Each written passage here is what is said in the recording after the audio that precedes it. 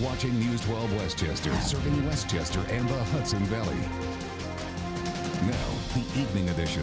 An injured worker from Indian Point was taken to the hospital today with radiation contamination, but this was only a drill, all to help both the nuclear power plant and the hospital's staffers train for the real thing. News 12's John Goff was there as this very realistic test was staged at the Hudson Valley Hospital Center in Cortland Manor. If a worker at Indian Point was hurt on the job, the nearest medical facility is Hudson Valley Hospital in Cortland. But when you throw in contamination with radiation, things get a bit complicated. A piece of machinery came down and amputated 2 fingers, which are... Under the scenario for this exercise, a worker was brought to the hospital with a severely injured hand. Not only were fingers cut off, both of his hands were contaminated with radiation. He was treated in a room built specifically for just such a situation.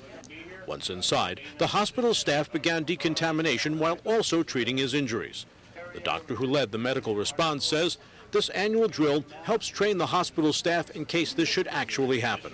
We try to use the newer staff who hasn't done it before, just in the event that it does happen, that people feel comfortable with it. Gil Cosnet works for the consulting firm which organizes and supervises these drills. A lot of hospitals really don't have this type of training. It's usually the hospitals near the nuclear power plants in this country, and I do this all over the country, that have this training on behalf of the nuclear plants.